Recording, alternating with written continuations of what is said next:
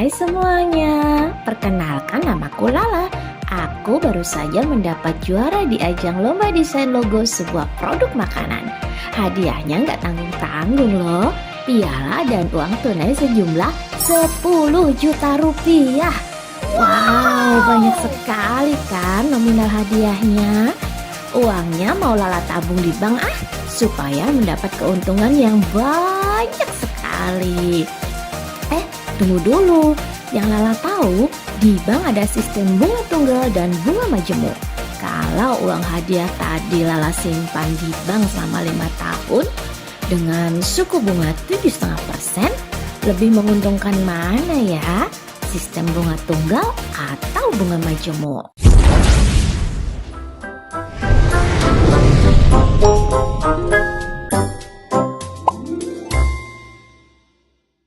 Ketika Lala memasukkan uangnya ke bank, uang tersebut kemudian menjadi modal bagi bank. Dalam jangka waktu tertentu, modal tersebut dikembalikan beserta biaya lainnya.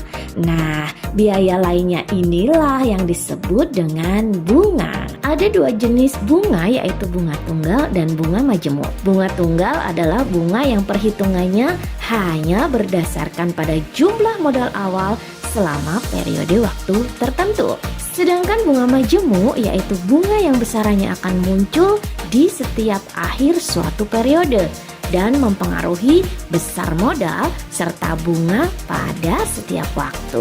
Sekarang yuk kita hitung uang Lala setelah 5 tahun. Suku bunga 7,5% berarti 7,5 dibagi 100 atau 0,075.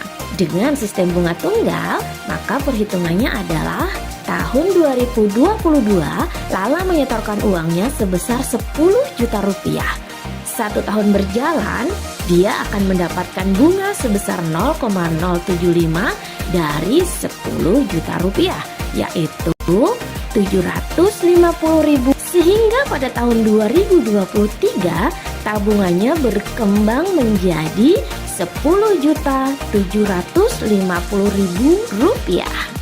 Karena pada sistem bunga tunggal suku bunganya tetap, maka pada tahun berikutnya yakni 2024, modal yang sudah berjumlah 10.750.000 rupiah akan bertambah sesuai bunganya, yakni 750.000 rupiah, sehingga menjadi 11.500.000 rupiah.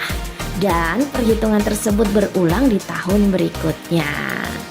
Duh, ribet ya kalau pakai cara manual.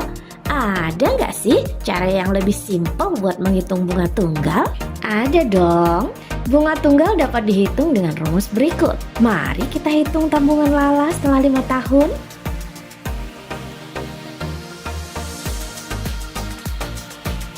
Lalu bagaimana dengan bunga majemuk? Pada prinsipnya sama, di mana pada tahun pertama besarnya modal awal ditambah bunga sebesar 10.750.000 rupiah. Perbedaan bunga tunggal dan bunga majemuk terlihat di tahun 2024, di mana besarnya bunga tidak lagi dihitung berdasarkan besaran modal awal, namun berdasarkan nominal terakhir, yakni 0,075 kali 10.750.000 rupiah, yakni 806.250 rupiah, sehingga tabungan Lala menjadi 11.556.250 rupiah. Ini berlaku juga untuk tahun-tahun berikutnya. Nah, ribet lagi kan hitungnya? Kita tinggal menggunakan rumus ini. Ayo kita hitung tabungan Lala setelah 5 tahun.